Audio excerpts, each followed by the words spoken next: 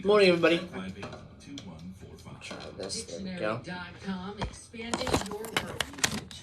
Ever heard of rage farming? That's the tactic of intentionally provoking political opponents, typically by posting inflammatory content on social media outside your platform online.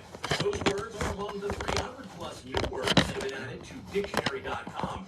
Most of the new words coming from our digital lives, although those who spend a lot of time on social media won't find terms like queer-baiting, trauma dumping, and even petfluencer. You know, a person who's amassed a large internet following by posting pictures of their pet online. All that new. I'm John Schaefer. The Grizzlies' John Morant being sidelined for at least 2 games after having a gun on social media. The Memphis Grizzlies' John Morant is being sidelined for at least 2 games after posing with a gun on Instagram Live. Why are these athletes just not being smart about this? About their social media activity? Why are athletes not being smart about their social? Because they're not that smart. A woman from Pennsylvania. But now he's suspended for 2 games. Now he can't play for his team for 2 games because of something he posted on social media. Home in Puerto Rico. A social worker at that nursing home was finally able to put together enough information to find her family. I'm Corey Myers, USA News. Do you have a story to tell? Bring your story to life with audiobooks. Great stories deserve great storytelling. Audiobook Network provides professional voice actors and full production services for every author's manuscript. From narration, production, Good morning, everybody. Distribution, promotion, and sales, Audiobook Network handles everything. If you have a print book, ebook, or even a manuscript, It's Audiobook Network now nice and free audiobook guide. nice and bright in here because the sun's out. Or, well, the sun's not out, but, you know, it's daytime. It's a little cloudy out today.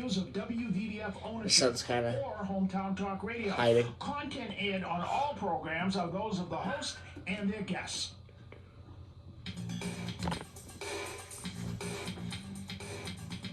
Hey, Joey, what's happening?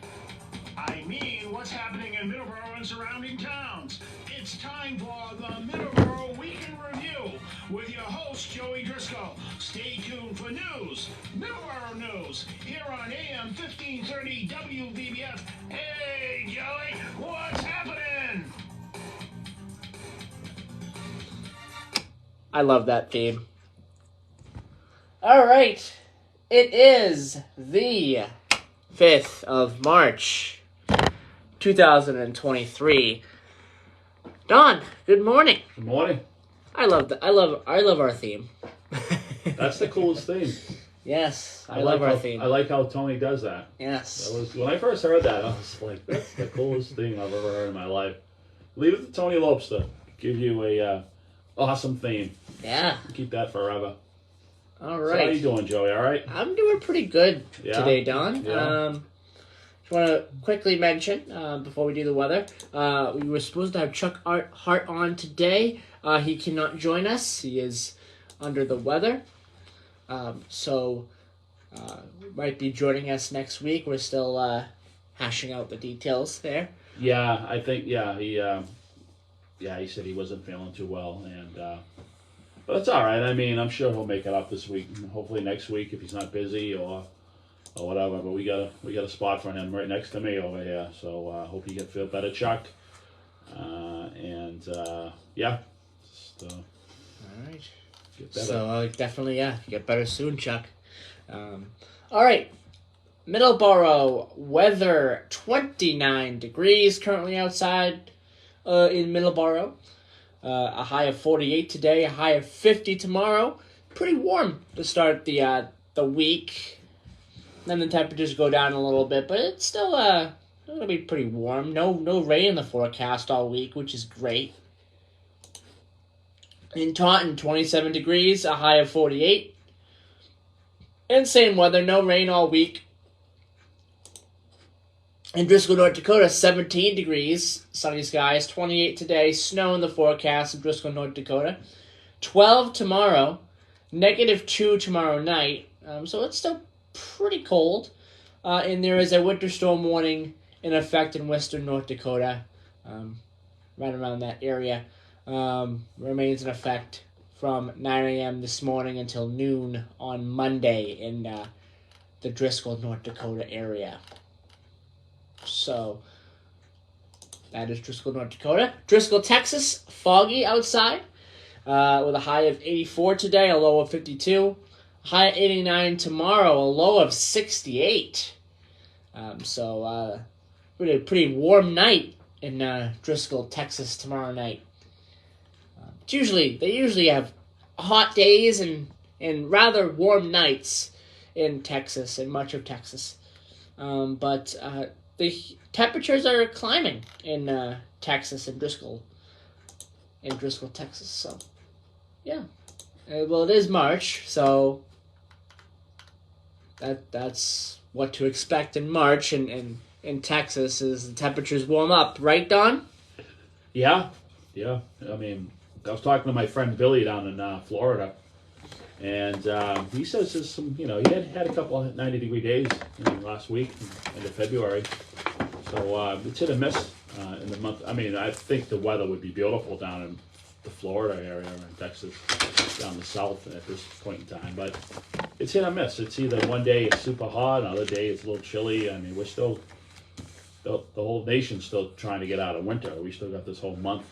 And then it tells you about the Northeast. I mean, we didn't get much snow. I mean, there's a little bit of dusting on the pumpkin this morning, but you head out west, west of 495. Of course, that west of 495 is always snow, and I think places like Littleton got about 7 inches, and out that way, and I think the jackpot was up near Maine somewhere, up near Freiburg. I think they got a foot.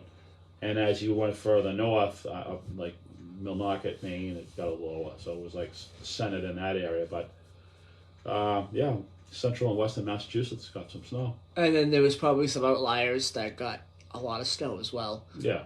A lot of snow. We kind of been lucky with not much snow around here. We got a little bit of a dusting this morning, but everything has to be in perspective, because you got to think of the people who, got all their plows ready, hoping they'd have some snow to plow and make some money. And that's something everyone said. I'm glad there's no snow, but then you got to think about those people who got everything ready. There really hasn't been a plowable storm.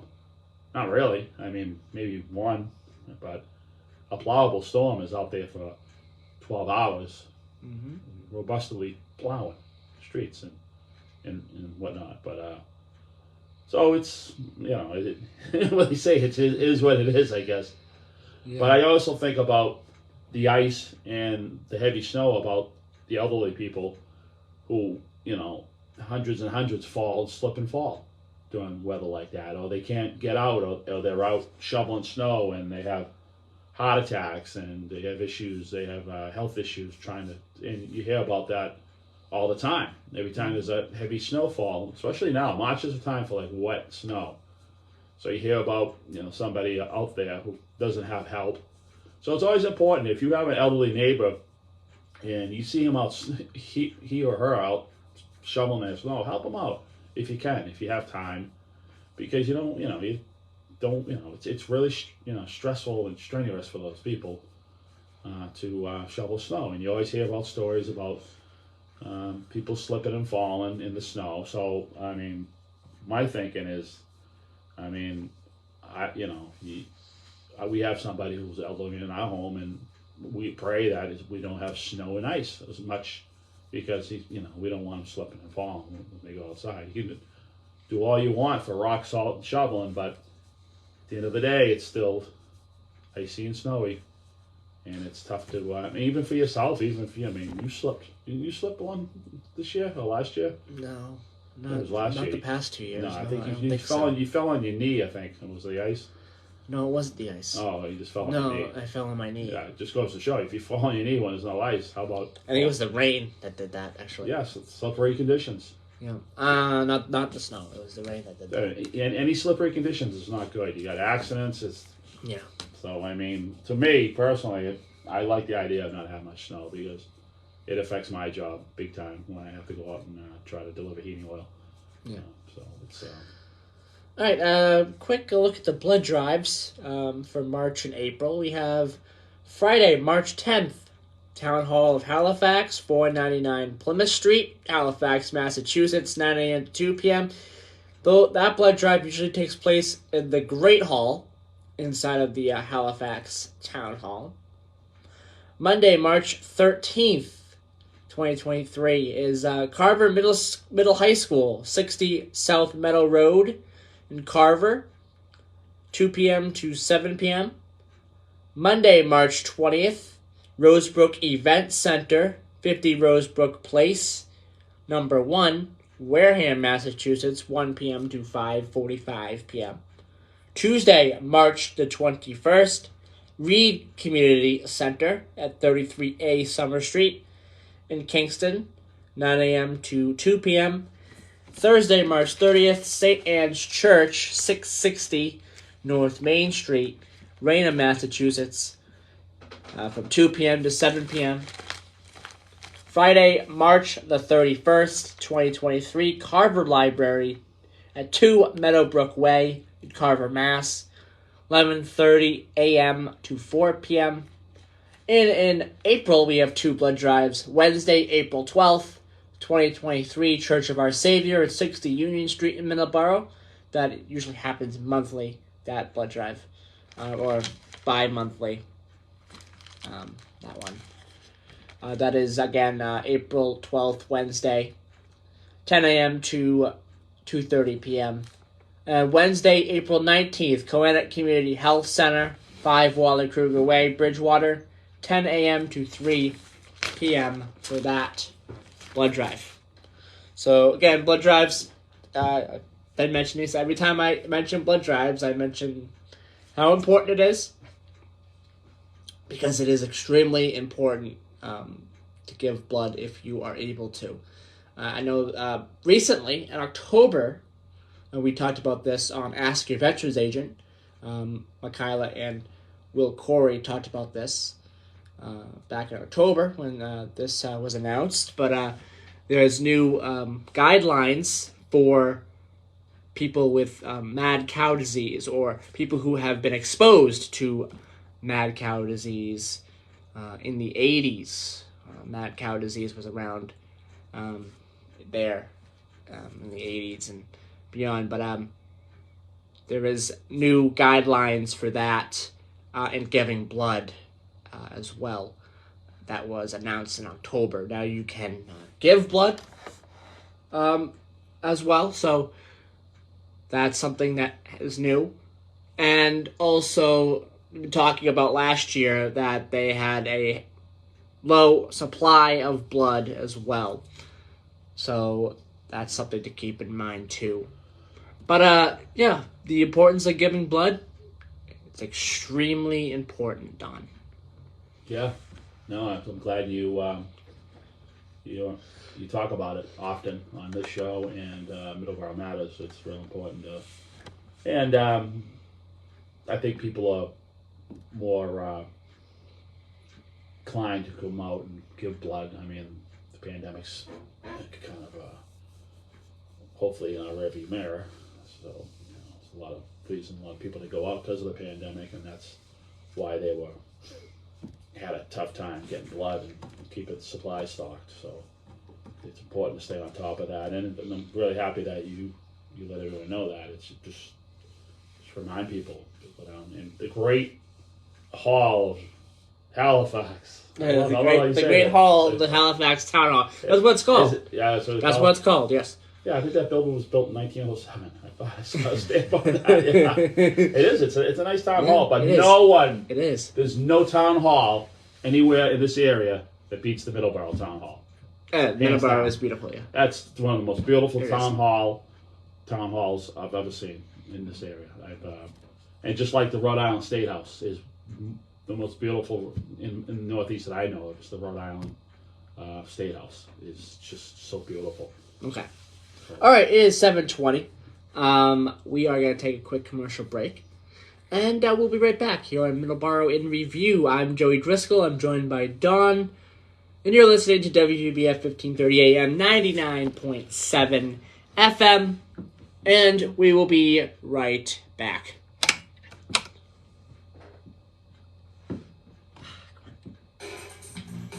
Don, could you do me a huge favor? What? Could you go out to your trunk and grab my logs? Did not grab them.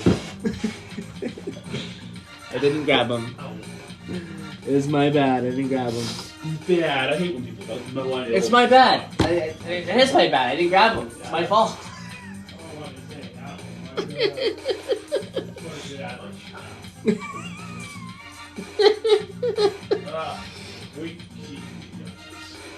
My key? Right there.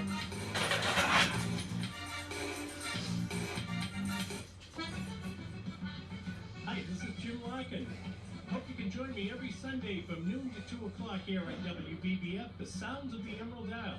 We'll have some great Irish music, some folk, traditional, country, and contemporary, and sometimes some live singers in the studio. And to make you laugh, some Irish comedy. That's Sundays from noon to 2 right here on WBBF 1530 Taunton, Middleboro, and on the internet at hometowntalkradio.com. Combat Veteran Motorcycle Association is an association of combat veterans from all branches of the United States Armed Forces who ride motorcycles as a hobby. No. Our mission is to support On the hood. those who have defended our country and freedoms. There we go. Our focus is to help veteran care facilities provide a warm meal, clothing, shelter, and guidance, or simply to say thank you and welcome home. We have members from nearly all 50 states and living abroad. Many members continue to serve in our armed forces, with several serving in combat areas now. We sponsor and or participate in many motorcycle-related charity events each year, and as a nonprofit organization, donate to various veteran care facilities and veteran charities. To learn more about the Combat Veteran Motorcycle Association and how you can join or support, please visit cvma2-2.org. WVBF is your hometown radio station. And one of the things we like to do to support people in your hometown is to run community announcements. If you do belong to a nonprofit group or organization, or if you're an official with a city or town government, send your community announcements along to our email address. Yes, I did. I put is your plug in your bag? Yeah, it is in my bag. Yes, it is. Yes. I don't have. Oh yeah, because I need to grab. Good. Grab.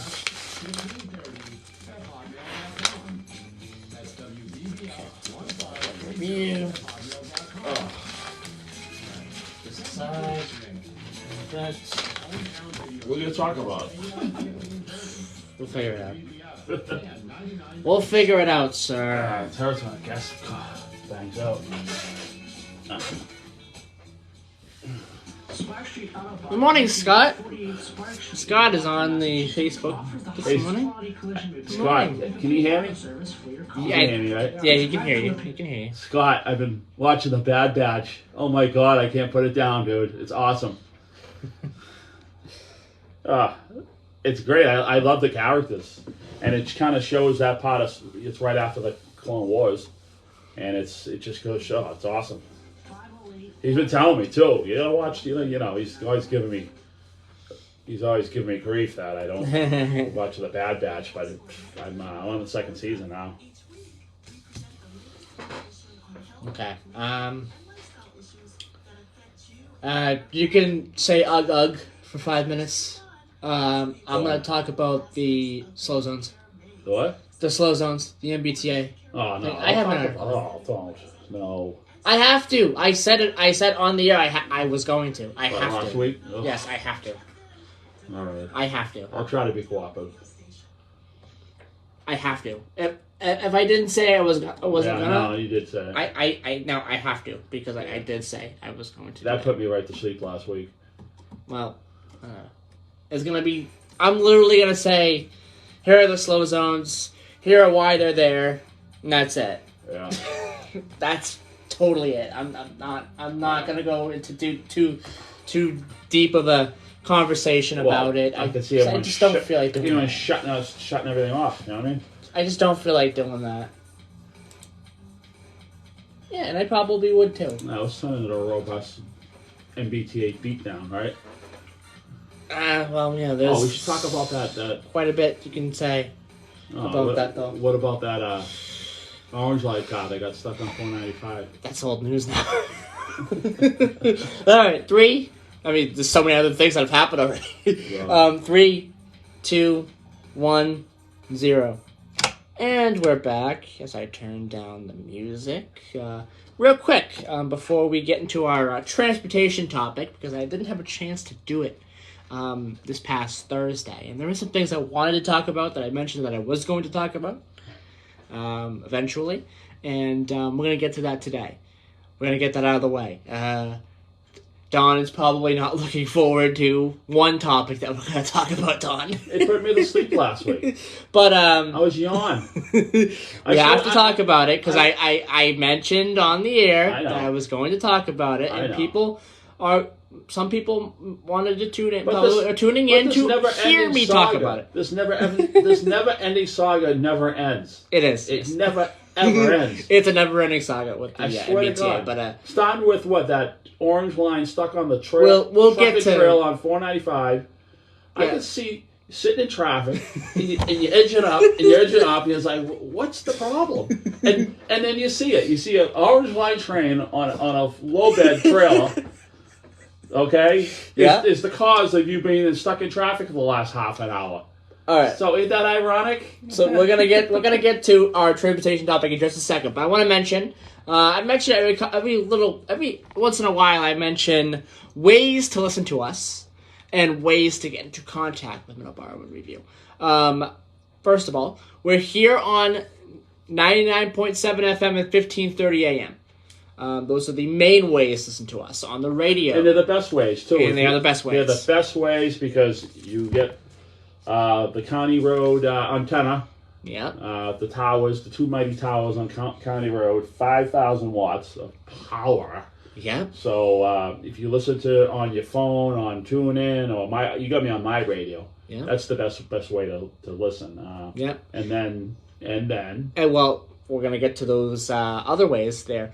If you're not in our listening area, say for example you're in Greensboro, Pennsylvania, or Clearwater, Florida. No, that's people in Clearwater, Florida. No, I'm talking about not listening on an actual radio, but listening on like a phone for like apps. Yeah, the apps. The TuneIn. Yeah, but TuneIn, that's the best way to listen. Well, yeah. Live. Well, no, the radio for our listeners in this area is the best way to listen. Right. The TuneIn for people outside of our listening area for the radio. Yeah. Is the best way to listen. Right. TuneIn. Yeah. That's what I'm getting to now. For live. For the live stuff. Yes, for everything. Get up at 7 and yeah. Listen to us for 8 and go back to bed. Absolutely, yes. Okay. So listen to any show on WVBF, on TuneIn, or any other website. You could just type in WVBF, and there are a couple different websites that stream the radio station and all the live shows and everything. And you can get to that like TuneIn, and there are several others as well.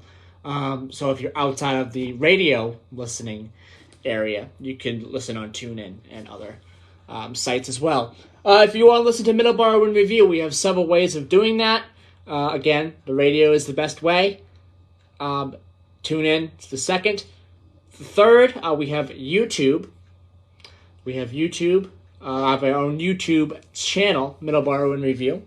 We have our own Facebook. I think it's called Middleboro in Review by Joey Driscoll on WVBF 15:30 a.m. That's quite a mouthful. I gotta change that. I gotta change the name of that Facebook page because that's a mouthful. But that is what that's what it is. That's what the Facebook is. And that's how you'll be able to listen to us on the Facebook, on Middleboro in Review on Facebook. So, and also, if you want to contact us during the show, our phone number here is 508-822-1106. That's the station call-in number. Or outside of the show, our Gmail is middleboroughreview@gmail.com. So that is all the ways to listen to us. Don, quick thoughts. Well, if you want to go on a Middleboro Review Bender, you can go on YouTube, and he has all the If you want to binge watch our shows, that's what the term is. It's binge watching. Binge watching. So. If you want to binge watch our shows, you can go to the YouTube, the Middleboro Review YouTube page, and they're pretty much all there. Yeah, pretty much. Yeah. Yeah. I mean, from the last 3 I think years? I think they're all there now. I think everything's there. Okay. Yeah, I think everything's there now. Good. Yep. So Good. We've had a lot of good guests on the show in the past, and we thank all the guests who take the time to call in and come into the studio, and especially this hour in the morning. And like we mentioned at the beginning of the show, we were going to have a guest, but he's under the weather, Chuck Hart, and I'm hoping he comes next week. All right. All right. Transportation topic, real quick. Let's do the fun stuff first, or in Don's case, the not so fun stuff.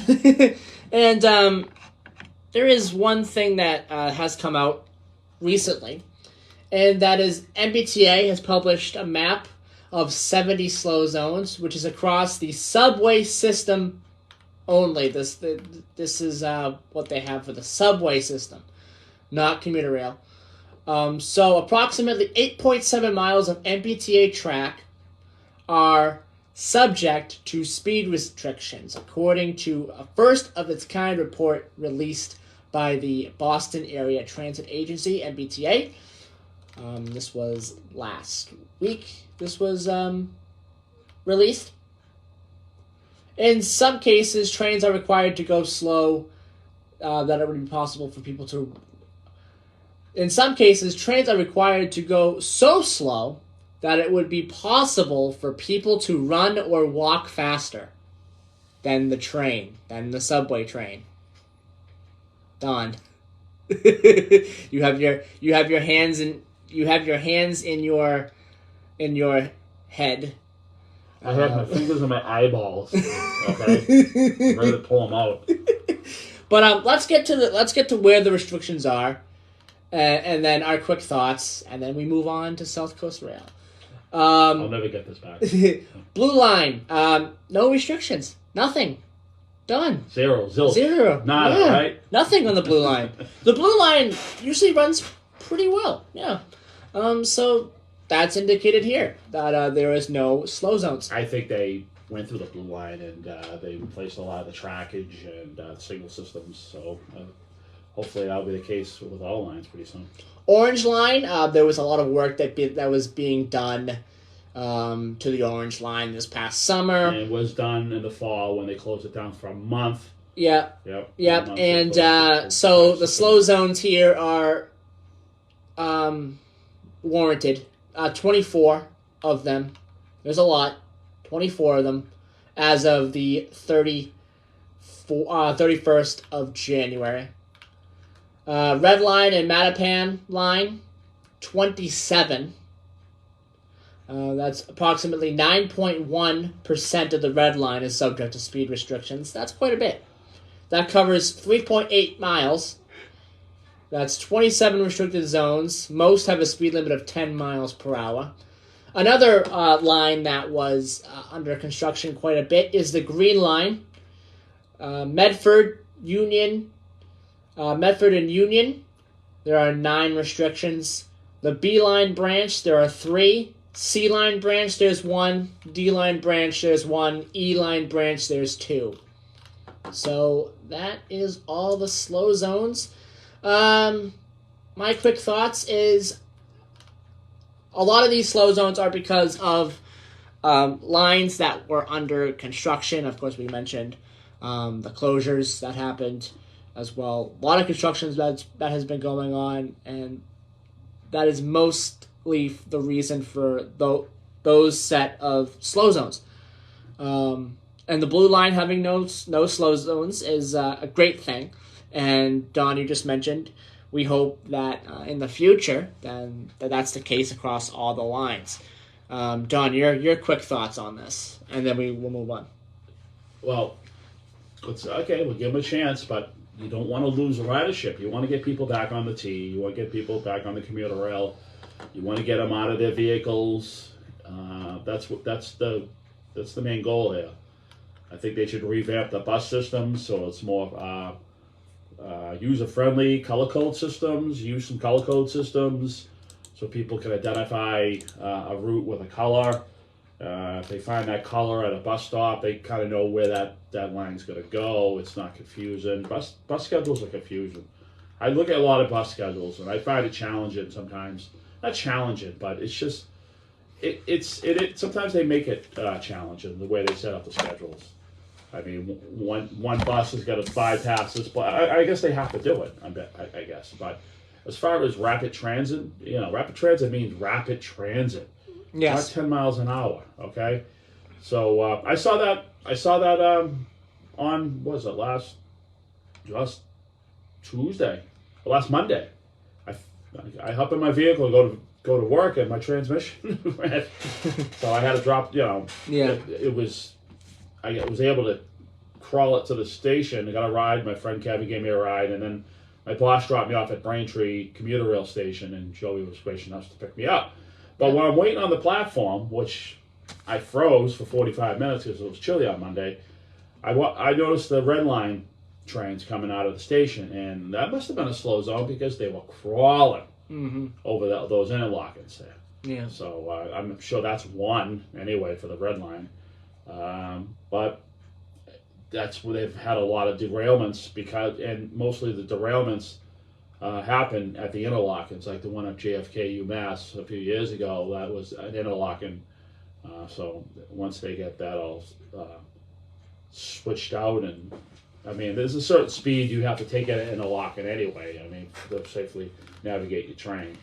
But I just hope they fix it so they don't lose all their customers. It's the same deal. It's like if you have terrible service, people aren't going to come use your product. Yeah. And that's about the bottom line. People would rather drive.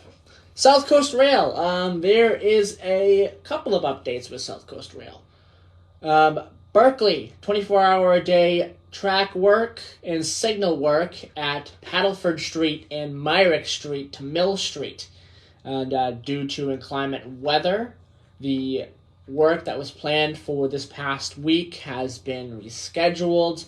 And that will be rescheduled to Wednesday, March 8th through the 13th of March.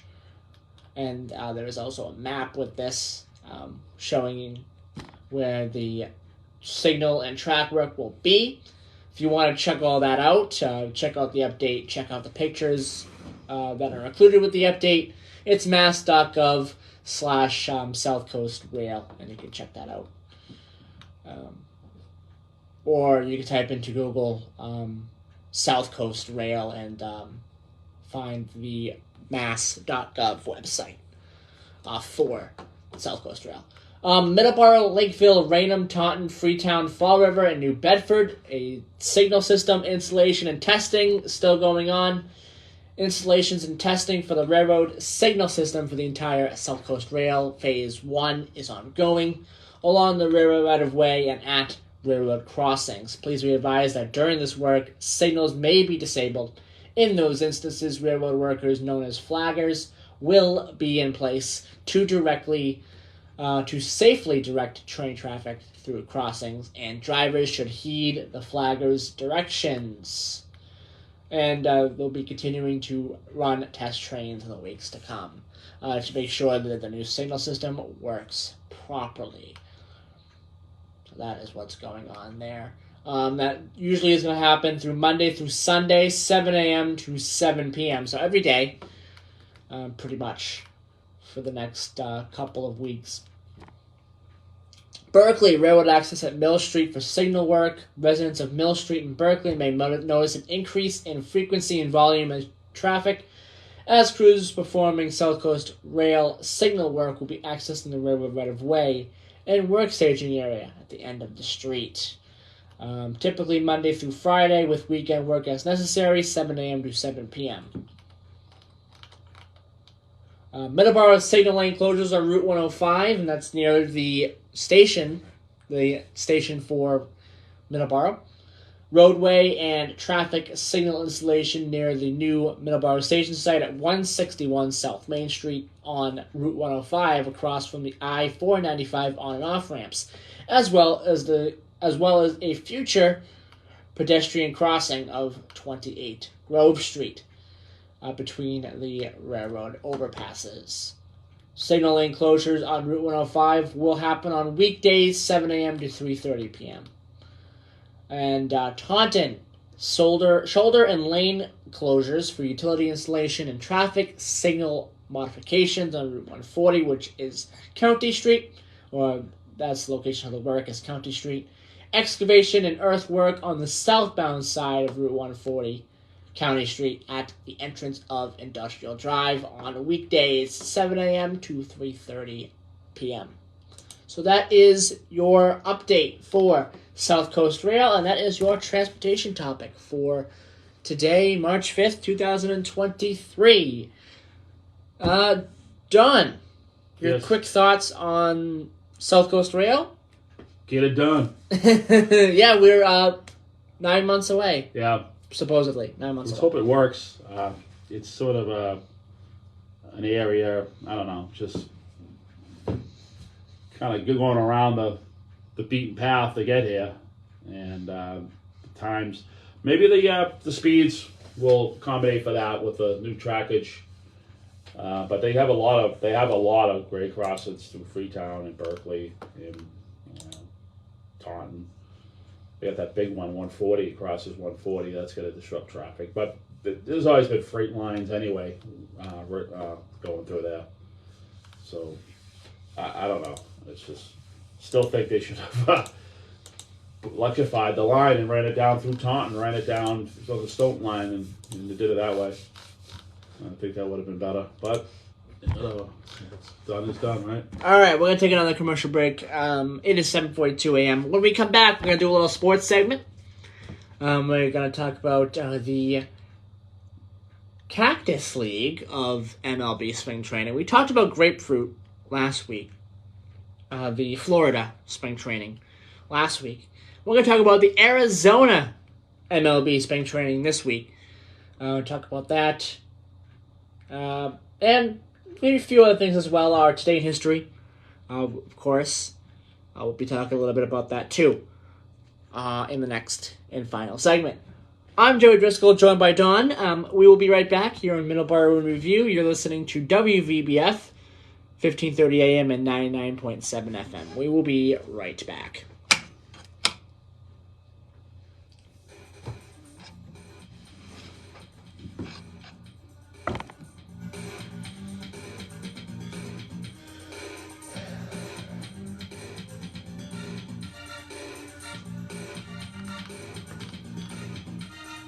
Danny got back to me.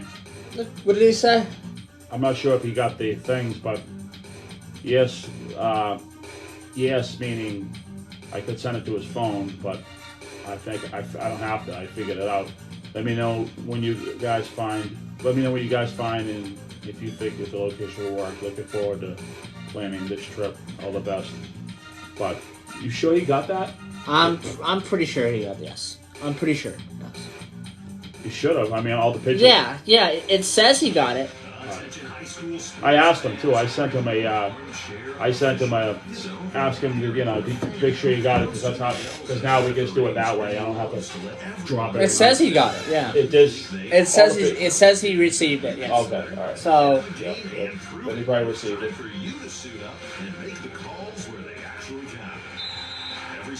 Hopefully we go to Littleton next weekend and we'll see David. What are we gonna do today? Nothing. I don't know. Nothing, really? Oh. It's sunny outside. You gonna do nothing? Of Sacred Heart Church in Middleboro serves the residents of the towns of Middleboro, Lakeville, Carver, and Rochester. I just not up for the driving. I'll do a lot of driving during the week. I'm just not up for driving on the weekends, you know what I mean? Yeah. Unless we're really going somewhere to do something, you know?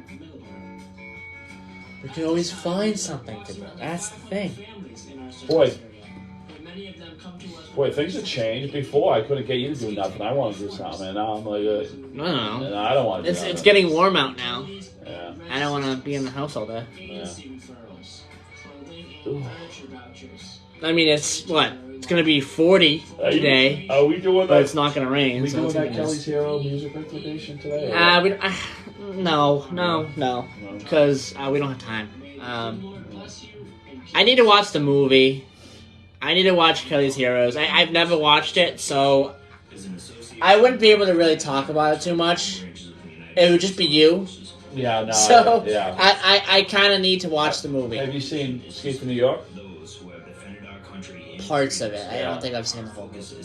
There's a lot of movies, a lot of great movies I have not seen. Yeah. You gotta buy it on YouTube. It's not free. Even Titanic. Like, I've seen parts of Titanic, Yeah. but like from what I've seen, it's not my favorite film. I thought it was alright. Just long. No, you don't know a long movie. There's like But like the Postman was Lord of the Rings is long. like the Postman is long too. All the Kevin Costner movies are long. Yeah. All of them. I mean, Yeah. and, Like Lord of the Rings is like 4 hours. 13 days. 13 days. Yeah. Awesome movie. And I don't think Kevin Costner's done a bad movie. No, he hasn't. Draft Day was good. Yeah. Everything he does with Yellowstone is good.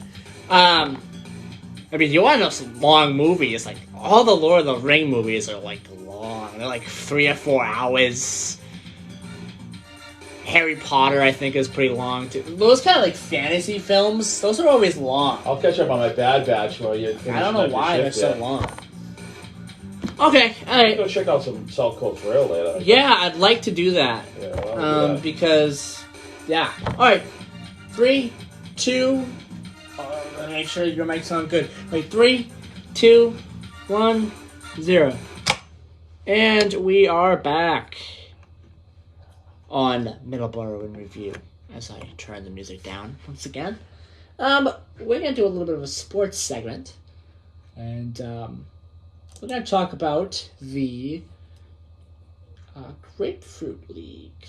We're going to talk a little bit about that. Well, not the Grapefruit League, but the Cactus League. We talked about the Grapefruit League last week. That is the Florida MLB Spring Training. We're going to talk about the Arizona MLB Spring Training this time around. The Cactus League, which was founded in 1947, the MLB teams go there. Some MLB teams go there to play their spring training games. That is from February 26th to March 28th. Teams is going to be 15. There is less stadiums in the Cactus League than there are in the Grapefruit League. There are 13 stadiums that host 15 teams. In the Grapefruit League, there are 10 in the Cactus League that host 15 teams.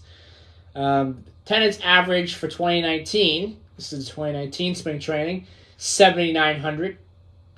And the Grapefruit League had an attendance average of 6,312. So much more people go to the Arizona spring training games. So Arizona spring? What's the Arizona MLB spring training games. What's the number on it? Arizona again? 7,900. Wow. A lot of people go. You figure Florida would be the winner. Yeah. Wow. Yeah. A lot of people go. So, which teams are in the Cactus League? The Cactus League features the Arizona Diamondbacks, the Chicago Cubs, the Chicago White Sox, Cleveland Guardians, Cincinnati Reds, Colorado Rockies, Kansas City Royals, Los Angeles Angels, Los Angeles Dodgers, Milwaukee Brewers, Oakland A's, San Diego Padres, San Francisco Giants, Seattle Mariners, and Texas Rangers. And these are the following stadiums and teams as well. American Family Fields of Phoenix. And that's in Phoenix, of course. It's in the name. The Brewers play there. Camelback Ranch in Glendale, Arizona. Dodgers and White Sox play there. Goodyear Park in Goodyear, Arizona. Guardians and Reds play there. Ho'oponopono Stadium in Mesa. Athletics play there. Peoria Sports Complex in Peoria, Arizona. Mariners and Padres play there. Salt River Fields at Talking Stick at Scottsdale. Diamondbacks and Rockies play there. Scottsdale Stadium in Scottsdale. The Giants play there. Sloan Park in Mesa. Cubs play there. Surprise Stadium in Surprise, Arizona. Rangers and Royals play there. Tempe Diablo Stadium in Tempe, Arizona. Possibly the future home of the Arizona Coyotes. As a little bit of a fun fact there. They're still working on that, but Arizona Coyotes are working on a move. But that's in the NHL. We'll get to that when that happens. That's still years away. The Angels play in Tempe Diablo Stadium in Tempe. And that is it. All Cactus League venues are outdoors. There are outdoor venues, no indoor venues. I don't know if that's the same thing for the Grapefruit League. Can take a look here. No. So there are no indoor leagues for any MLB, any indoor stadiums for any MLB team in spring training. They're all outdoors. So if there's a game that gets rained out, it just gets rained out. There's no indoor thing. Some MLB teams have stadiums that are indoor. I think Toronto is one of them. There are a few. I think Toronto is one of them. But Don, what are your thoughts on spring training? I like spring training because baseball season's almost here. Yeah. So I mean that's your end as far as getting out of the winter. Again, I think I mentioned it last week. I love the idea of the Red Sox playing Northeastern. Yes. I just love that. The first game, and Northeastern gave them a run for their money, which was cool. And that's fun because a lot of people who are snowbirds in Florida usually come back here in May or April. May. It's like, June. Go see those games. I know Tony likes to go. Tony Lopes likes to go see a few games where he lives.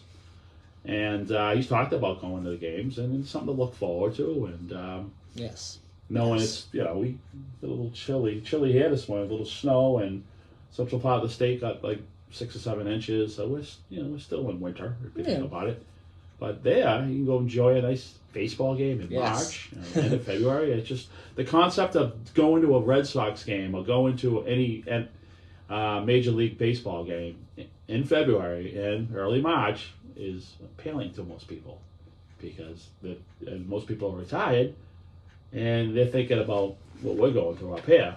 Yep. Ice and snow and cold nights, and it's not baseball weather just yet. Yep. And I think it's better to have spring training in Arizona and Florida than to have them travel across the country and do spring training that way in their regular stadiums. No, they really can't. They can't. It's too cold. Because they cannot do that. Because, for example, Massachusetts is still very cold. There's still a lot of snow out there.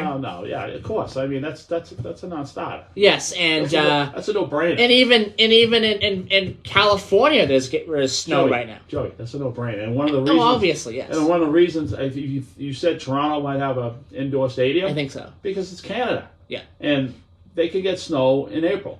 Yeah. They can get snow in May. They can get snow anytime. Well, not anytime, April. But there's more chances of having snow in April in Canada than say down here. Yeah. Yes. But we've had snow down. We've had snow in April. We've had snow in April. Yeah. We've had cold Mays. Exactly. I'm in the oil business, and we had I think 2 or 3 years ago, we had a really cold May.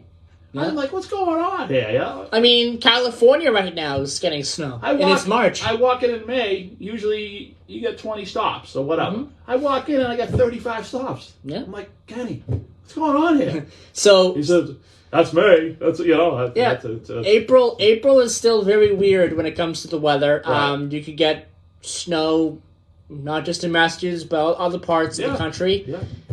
Right now, I just mentioned California is getting snow. Yeah, they got snow last week. Or 2 weeks ago. Was it 2 weeks ago or last week? I think it was about a week or two ago. No, it was last week. Last week, yes. Littleton.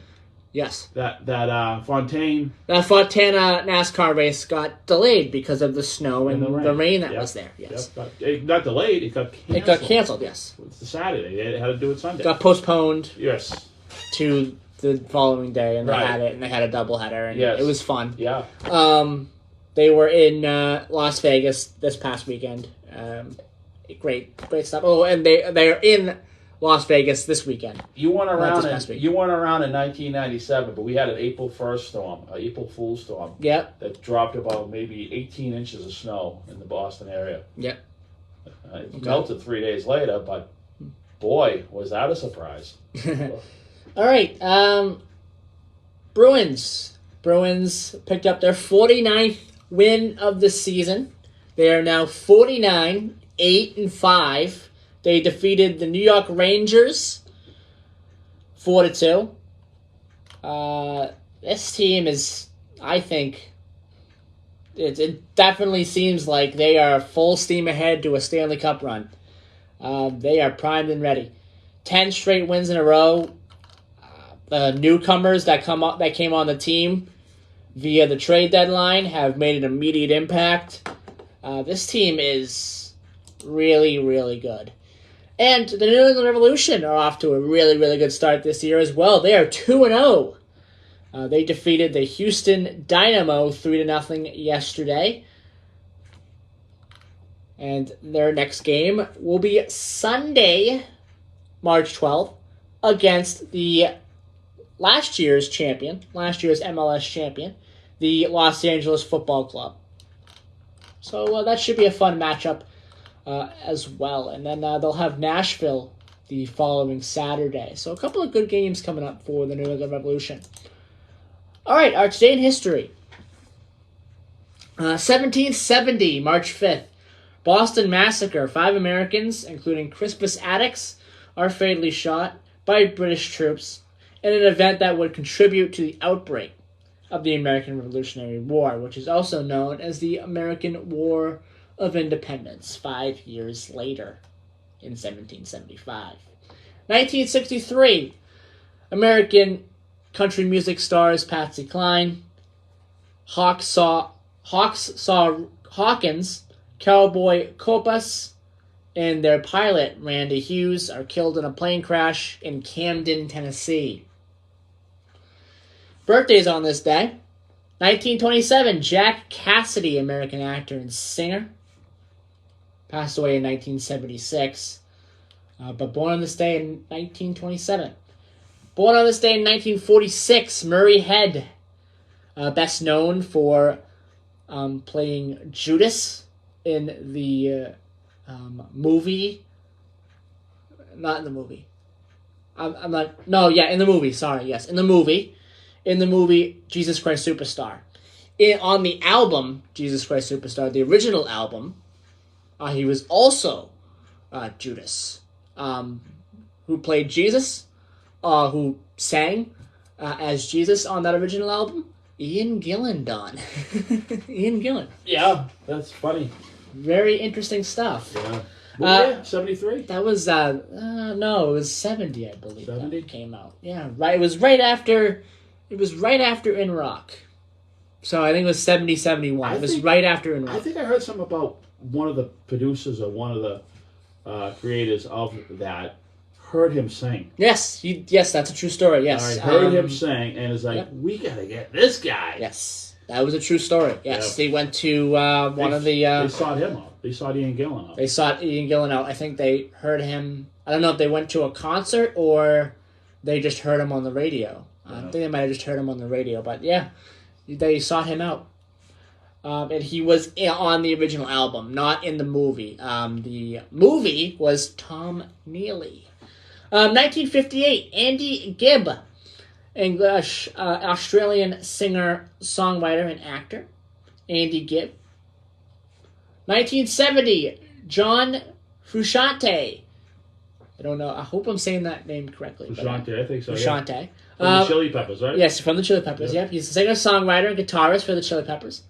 Guests on this day, 1982, John Belushi, American actor, and in 2013, Paul Bearer, the famous American manager of The Undertaker. And Kane, I think, for a time as well. Great. One of the best managers of all time, Paul Bearer. All right, it is 8 o'clock. That will do it for today's program. I hope everyone enjoyed. We'll be back next week, March 12th, 2023. Bye-bye, everybody. Have a great rest of your weekend and a great week. Bye-bye. Turn this down, that's why. Hold on. Try that again. There we go. I turned that down for some reason. Did you do a second ad? What? Did you do a second ad? I did. Yeah. Yeah, of course I did. Of course I did. What? Why would I not? Still the funk and tired. I see the more I sleep, the less sleep I get. Bye, everybody.